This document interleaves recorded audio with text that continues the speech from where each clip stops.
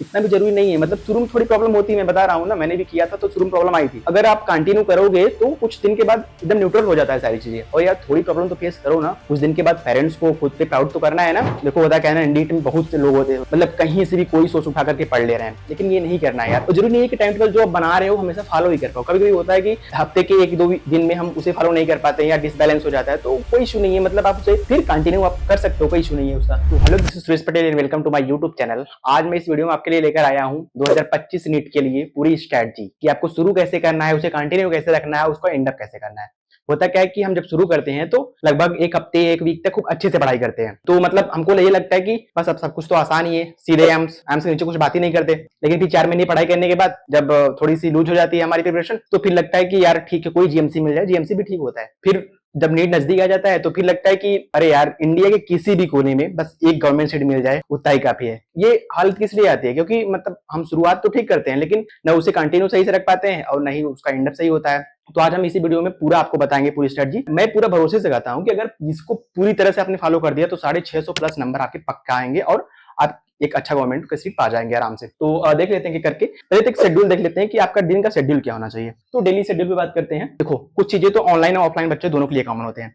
Like जैसे कि वो एवरेज जो उनका लेक्चर का ड्यूरेशन होगा ऑनलाइन या ऑफलाइन, वो लगभग 2 घंटे का होता ही होता है। तो इस हिसाब से 3 सब्जेक्ट का उनका 6 घंटे होगा, तो मतलब 6 घंटे आप लेक्चर का निकाल दो। उसके बाद जैसे कुछ बच्चे होते हैं, जैसे ऑफलाइन वाले बच्चे हो गए, तो उनका तो डायरेक्ट मतलब वो टीचर पढ़ाता है सामने और वो नोट्स बना लेते हैं उसी समय, तो उनका अलग से टाइम नहीं जाता उसके लिए। और ऑनलाइन में 2 टाइप के बच्चे होते हैं। एक होते हैं कि जो वो डायरेक्ट मतलब ऑनलाइन क्लास लेते हैं और वो मतलब अपना नोट्स बनाते रहते हैं साथ में। और कुछ होते हैं कि पहले वो लेक्चर देखते हैं, समझते हैं अच्छे से, उसके बाद नोट्स के सेक्शन में जाकर के फिर नोट्स बनाते हैं। दोनों अपनी जगह सही है। उसको मतलब अगर लगता है कि नहीं पहले मुझे समझना चाहिए फिर नोट करना चाहिए, दोनों अपनी जगह सही है, कोई इश्यू नहीं है। लेकिन देखो दिक्कत ये है इसमें कि मतलब आपको 6 घंटे तो लेक्चर में देना ही देना है। फिर उसके बाद आपको सेल्फ स्टडी करना है। सेल्फ स्टडी को पर सब्जेक्ट आपको 2 घंटे देना ही चाहिए। पर सब्जेक्ट अगर 2 घंटे दे रहे हो तो मतलब आप मिला जुला करके 12 घंटे आपको पढ़ना ही पढ़ना है। और रिवीजन में देखो 2 टाइप से रिवीजन करना है। जो आपने लेक्चर लिया उसका रिवीजन करना है नोट्स बना करके। उसके बाद जो पिछला लेक्चर आपने ले लिया है, जो नोट जिसका नोट्स बन चुका है ऑलरेडी आपके पास, उसको भी रिवीजन करना है उसी में इंक्लूड करके। मतलब आपको इसी 6 घंटे में आपको तीनों सब्जेक्ट का रिवीजन उस दिन का और पिछले दिन का रिवीजन करना ही करना है। ये जो मैंने शेड्यूल बनाया डेली का, ये 6 दिन का है। लास्ट के मतलब संडे को आपको क्या करना है, संडे को देखो सबका टेस्ट रहता है, तो टेस्ट देना है। और उसके बाद टेस्ट जब खत्म हो जाएगा आपका, मतलब सबका लगभग किसी का 9 से 12 रहता है, किसी का 2 से 5 टेस्ट रहता है। तो टेस्ट खत्म करने के बाद आपको जो टाइम आपके पास बचेगा आप उसमें रिवीजन को देंगे। मतलब आपने जो अब तक जो पढ़कर को छोड़ा है उसे आप अपने रिवीजन में दीजिए, ठीक है। तो मतलब 6 दिन आप यही शेड्यूल रखिए, लेक्चर और इसका, बाकी जो एक दिन बचता है संडे का उस दिन टेस्ट और वो दीजिए, ठीक है। तो ये कंटिन्यू अपना करिए। उसके बाद देखते हैं कि प्रॉपर टाइम टेबल। देखो स्टडी के लिए सबसे अच्छा जरूरी है कि प्रॉपर टाइम टेबल होना चाहिए। और टाइम टेबल के लिए किसी से मत पूछिए यार, टाइम टेबल खुद का बनाइए। सबसे अच्छा तरीका है खुद का बनाइए, क्योंकि होता है कि सबकी हैबिट अलग अलग होती है।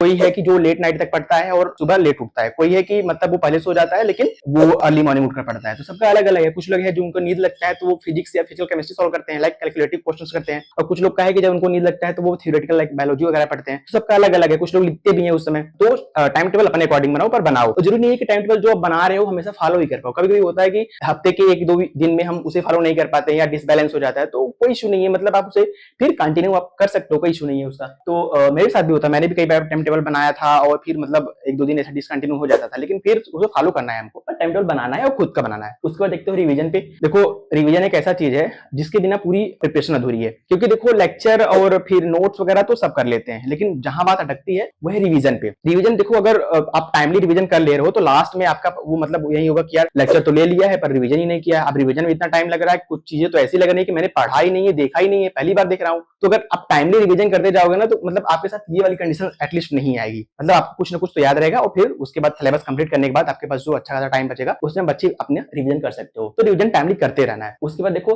आ जाते हैं मॉक टेस्ट एंड एनालिसिस पे। देखो हमको टाइमली टेस्ट देना है और उसका एनालिसिस भी करना है। और टेस्ट यार देखो कुछ लोग होते हैं ना, मतलब उनका प्रिपरेशन अच्छा खासा तभी टेस्ट देते हैं, वरना स्किप कर देते हैं। तो ये नहीं करना है यार। मतलब एग्जाम्पल के लिए मान लो कि लाइक आपके तब 4 टॉपिक आपके टेस्ट में आ रहे हैं, एग्जाम्पल के लिए मान लो, तो मतलब उसमें आपसे 2 ही टॉपिक आपने पढ़ा है, 2 टॉपिक नहीं पढ़ा है। तो आप दो ना, आप ये देखो कि जो 2 टॉपिक आपने पढ़ा है उससे क्वेश्चन नहीं गलत होना चाहिए। बाकी जो आपने नहीं पढ़ा है तो उससे क्या ही मतलब है आपका। तो आप टेस्ट दो हमेशा, ये मत देखो। कुछ लोग का होता है कि वो लगातार अपने रैंक और नंबर को मेंटेन रखने के लिए टेस्ट में वो अगर जिस बार उनका प्रिपरेशन नहीं था तो टेस्ट को स्किप कर देते हैं। तो स्किप मत करो यार, मुझे लगता है कि आप टेस्ट दो, उसका एनालिसिस भी करो। एनालिसिस करने का सबसे अच्छा तरीका है, मैं शॉर्ट में बता देता हूँ। लाइक जो भी आपका क्वेश्चन गलत हुआ आप उसको उठाइए, देखिए कि वो कैसे गलत हुआ। क्या वो आपने पढ़ रखा है लेकिन आपका वो मतलब पोर्शन वीक है जहां से क्वेश्चन आया है, या फिर मतलब वो टॉपिक ही आपने नहीं पढ़ा है, या फिर सिली मिस्टेक कर दिया है, कैलकुलेशन मिस्टेक कर दिया है। जिस टाइप का आपने मिस्टेक किया है उसे देखिए और एनालाइज कीजिए उसे, कि फिर अगले टेस्ट में वैसी गलती आपसे ना हो। और अगर नहीं पढ़ रखा है तो उसे आप उस टॉपिक को पढ़ लीजिए अच्छे से। तो आपको एनालिसिस भी करना जरूरी है। उसके बाद डेली प्रैक्टिस आप एमसीक्यू देखो, आप एक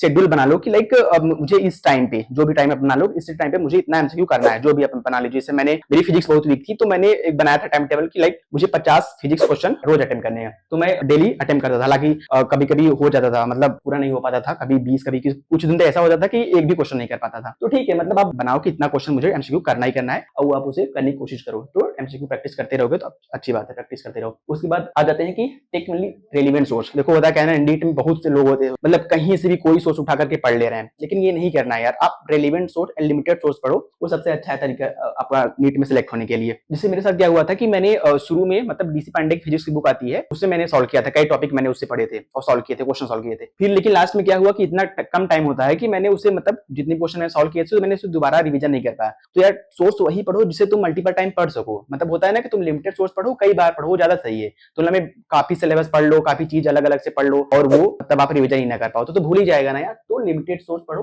और जो रेलिवेंट है आप वही पढ़ो। उसमें जाते हैं कि कंप्लीट सिलेबस टाइमली। देखो होता क्या है ना, मतलब अगर आप टाइम सिलेबस अपना कंप्लीट कर लेते हो तो उसके बाद आपको अच्छा खासा टाइम मिलता है रिवीजन के लिए। अगर रिवीजन सही होगा तभी आप अच्छा कर पाओगे। तो कोशिश करो कि अपना सिलेबस आप जनवरी या फरवरी तक कंप्लीट कर लो। तो आप नीट का जो एनटीए है अपना पुराने शेड्यूल पर ला दिया है, उधर कोविड से डिस्टर्ब था लेकिन अब पुराने शेड्यूल पर आ गया है उसका, तो मतलब वो मई में एग्जाम करा ही देता है। आप अगर मई में मानकर चल रहे हो, फर्स्ट वीक में मई के, जैसे 5 मई को था, तो मतलब अगर आप जनवरी या फरवरी तक कंप्लीट कर लो तो आपको 2-3 महीने आपको आराम से रिवीजन के टाइम मिल जाता है। या जो टॉपिक आपके 1-2 छूट जाते हैं, लाइक आपका हेल्थ प्रॉब्लम इश्यू हो जाता है तो बैकलॉग लग जाता है, तो उसे आप उसको भी कंप्लीट करोगे और अच्छे से रिवीजन करोगे। तो कोशिश करो कि सिलेबस आप टाइमली कंप्लीट कर लेना। उसके बाद try to attend live class. देखो होता क्या है ना, ये इसलिए मैं लाइव क्लास के लिए डिस्कस कर रहा हूँ, ये ऑनलाइन बच्चों के लिए है जो कि उनके बैकलॉग नहीं लगेंगे। लाइक होता है कि जैसे कि हम रिकॉर्ड लेक्चर देखते हैं ना, तो मतलब हमारे ऊपर उतना प्रेशर नहीं रहता। लाइक होता है कि ठीक है यार, देखा देखा नहीं छूट गया। अगर लाइव लेक्चर ले रहे हो तो आपके पास मैसेज आया नहीं कि केमिस्ट्री क्लास इतने बजे से पढ़ रही है, तो आप उसे करोगे, पक्का करोगे और मतलब आपकी हैबिट रहती है तो आप करते हो, मतलब लाइव क्लास अटेंड करते हो, जिससे आपका बैकलॉग नहीं होता और टीचर के साथ चलते हो और टाइमली आपका सिलेबस कंप्लीट होता है। तो कोशिश करो कि आप हमेशा लाइव लेक्चर ही लो। उसके बाद आ जाते हैं कुछ एडवाइस मैं ड्रॉपर्स के लिए देना चाहूंगा। देखो कुछ ड्रॉपर स्टूडेंट ऐसे होते हैं ना, लाइक जैसे उनके मार्क्स अच्छे खासे आ जाते हैं, मतलब वो 500 550 के ऊपर आ जाते हैं, तो उनको लगता है यार कि अब मेरे इतने मार्क्स आ ही गए हैं तो अब बहुत प्रॉब्लम है नहीं मुझे, मैं कर लूंगा। तो यार उनको मतलब ये समझना चाहिए कि वो जो पिछले अटेम्प्ट में उनके मार्क्स आए हैं वो छोड़ ना, मतलब कोई मतलब है उनको तो पेपर शुरू से मतलब अटेम्प्ट करना है ना, तो वो छोड़ दो यार कि वो वाले आपको जो माइंडसेट है कि मेरे मार्क्स इतने हैं। होता क्या है ना, मतलब बहुत से ऐसे बच्चे होते हैं तुम मतलब अच्छी अच्छी कोचिंगों में जो कि फर्स्ट अटेम्प्ट में ही क्रैक कर जाते हैं। तो आप ये मत देखो कि मेरे इतने मार्क्स थे, आप फुल एफर्ट्स अपना दो, ठीक है, पूरे अच्छे से तैयारी करो। नहीं तो बहुत लोग ऐसे होते हैं जो उसी पर फ्लक्चुएट करते रहते हैं ऊपर नीचे मार्क्स। तो आप ये वाला माइंडसेट मत बनाओ, जितने भी आपके मार्क्स आए हो पिछले टाइम में वो भूल जाओ और प्रिपरेशन अपना अच्छे से करो, अपना 100% दो। और फिर एक एडवाइस है जो बच्चे अपेयरिंग में लाइक 11th एंड 12th में, उनसे मैं ये कहना चाहूंगा लाइक जो लक्ष्य और अर्जुना वैसे पढ़ते हैं वो उसी टाइम पे जो 11th वाले बच्चे हैं जितना उनसे प्रैक्टिस हो सके उतना प्रैक्टिस कर लो। फिर आप जब 12th का सिलेबस पढ़ना शुरू करोगे तो मतलब आपको उतनी प्रॉब्लम नहीं होगी नीट जो 11th का सिलेबस है आपको। इसलिए जिस स्टेज पर आप हो उसमें अपना पूरा 100% दो और जितना प्रैक्टिस आपसे हो सके, जो भी टॉपिक आप पढ़ रहे हो उससे